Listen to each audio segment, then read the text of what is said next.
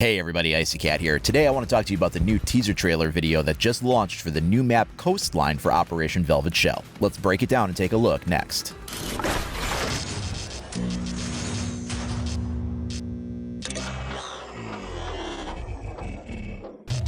Alright, so here's our first look video at the new map Coastline for the next season. This is set in Spain with the new CTU and the location that's going to be out there.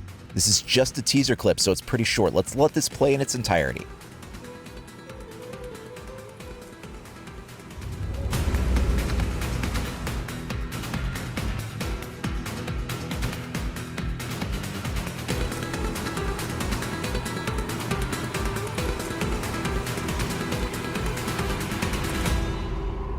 Alright, so there you have it. It's just really a quick montage of different shots for us to go off of, and let's just slow this down and take a closer look at what we have. So as you can see, we have what's like the end of a rocky peninsula here that comes off of the main land. It's definitely sort of a tourist sort of an attraction built on what looks to be like an older structure that's kind of ruined in the corner there with the background.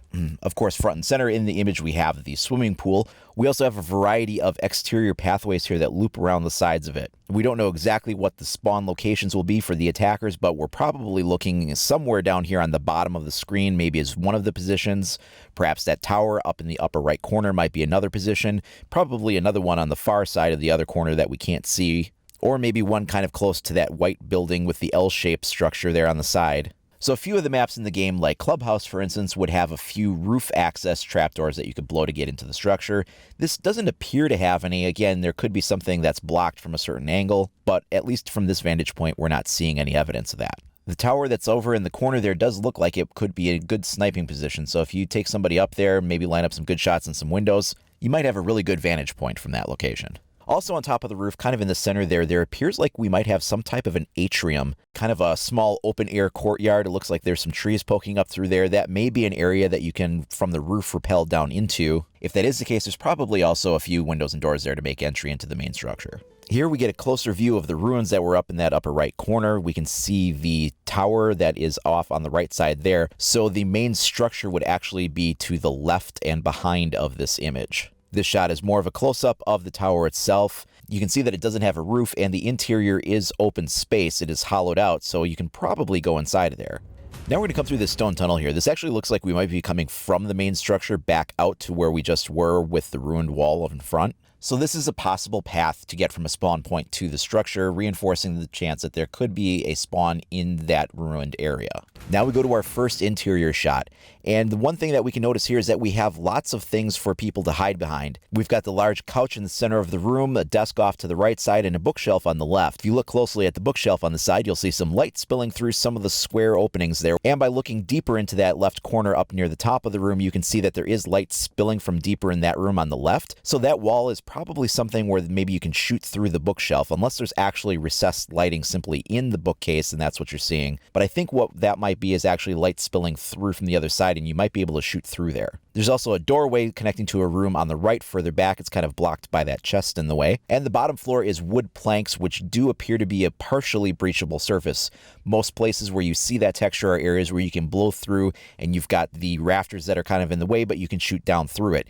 That means this is probably a room on the top floor of the structure. Or it could be ground floor if there's a basement. The next shot transitions to an interior room once again, and we can see that we have this same wood planking floor. So it's probably on the same level as the other one, maybe an upper level, or again, could be ground level if there's a basement beneath it. Also note drone access vent in the lower corner there on the left side. We also have what looks to be a breachable surface on the left wall. Oftentimes walls with that much breachable surface are built to be reinforced with several panels, and that's frequently seen when you have defensive objective spawns. So perhaps this room or the room on the other side of that wall might well be an objective for the defenders to hold. On the right side of the room, we can see that it opens up into a larger area, and that back wall behind the picture frame there looks like it might also be breachable. On the right side there, you can see this white corner of a table, and in our next shot, we can see what that is. That's actually the opposite end of this pool table that you can see in this shot here. So this is just a deeper look into that same room. Again, note the breachable wall that's on the side. This is a barricade panel that has been destroyed, and so we're looking out through either a door or window that leads to the outside. This other area is probably separated by a hallway.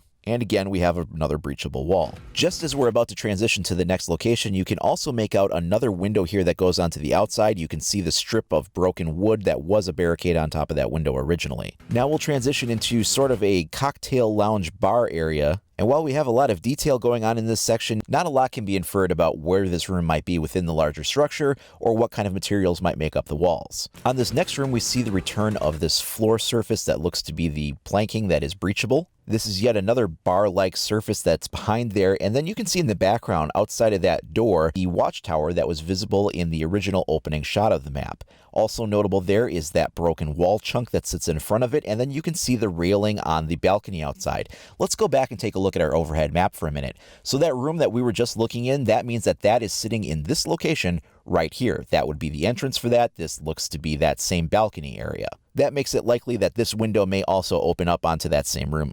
Now we have what looks to be some type of a security room set up with camera feeds that are in it. Directly underneath the monitors, you'll see another drone access point. We have yet another bar or dance area, something like that in this room, and I'm not seeing any surfaces off the bat that look like they're breachable. We do have this back wall that looks like maybe there's some type of a wallpaper texture on it. That could be a breachable surface, and it's possible some of these other gray walls in the background might be, but they could also be sort of a marble surface, as they do appear to have sort of a sheen on them that's reflecting the area around it. This may well be an objective area too that's designed to be a little bit less breachable overall. Coming off to the side, we also have another drone vent location on the floor, and then we'll transition back outside for a closer look at what's going on out there. We also see the resort sign here, and that translates over to the White Pearl. Note the couple of visible windows we have, and you can also see a door here that goes into the main structure. And that's it. That's a complete tour of the map that we've seen so far in this trailer breakdown. It looks like there's going to be a lot of crazy lighting going on. We have a lot of neon kind of effects happening, bright lights and that sort of thing. It's probably going to be very colorful at night from what we can see here. Now, if this season holds up anything like the previous ones that came before, we may well be seeing a set of operator teaser videos similar to this. We got that back in season 4 with both Echo and Hibana. Otherwise, if we don't, we will be, of course, seeing the full breakdown of all this stuff at the Rainbow Six Invitational.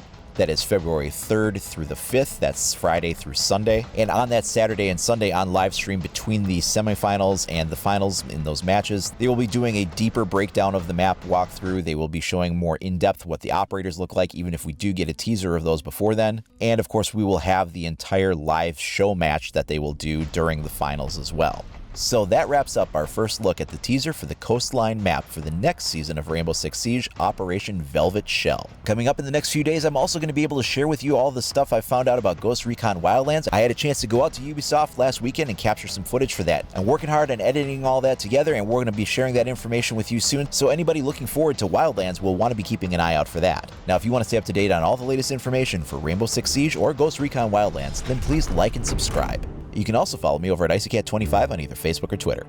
Thanks a lot for watching, everybody. We'll see you next time.